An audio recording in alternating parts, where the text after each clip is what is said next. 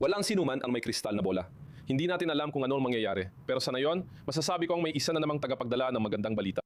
Dahil sa palagay ko, talagang ginulo natin ang natural na takbo ng mga pangyayari sa Iran, ibig sabihin, may rehimen doon na hirap harapin ang lahat ng nangyayari sa loob ng bansa.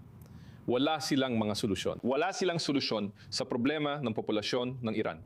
Ang meron tayo ngayon ay mas militarisadong rehimen na sa tingin ko ay magiging mas marahas pa kung may magdesisyong lumabas sa kalsada.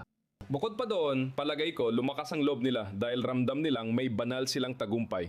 Lalo na't suportado sila ng 15 hanggang 20 milyong taga-suporta ng rehimen anuman ang mangyari sa Iran. Sa tingin ko, ang problema natin ay hindi lang dahil sa bagong rehimen, kundi pati para sa hinaharap. Palagay ko, totoo na maghihirap sila sa ekonomiya kung hindi aalisin ang mga parusa. Sa tingin ko, may suporta sila mula sa sarili nilang mga tao.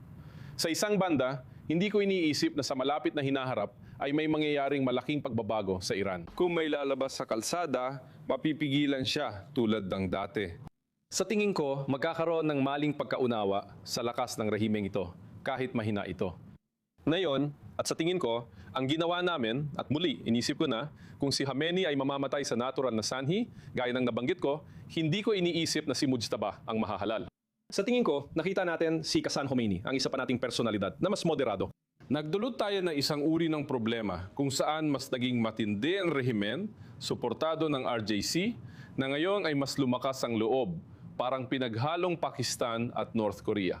At muli, hindi ko sinasabi na sa katagalan ay hindi kayang pahinahin ng rehimeng ito. Pero sa tingin ko sa ngayon, wala akong nakikitang bagay na maglalagay sa panganib o magbabantang pabagsakin ng rehimeng ito.